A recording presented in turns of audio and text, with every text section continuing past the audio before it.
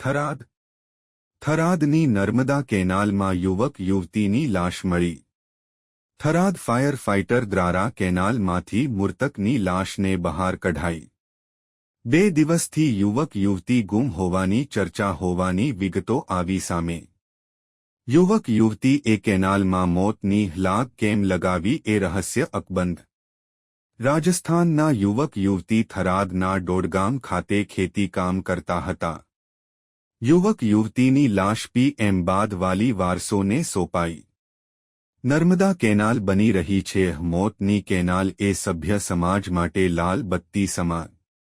અહેવાલ રિપોર્ટ ભરત ઠક્કર ડીસા બનાસકાંઠા.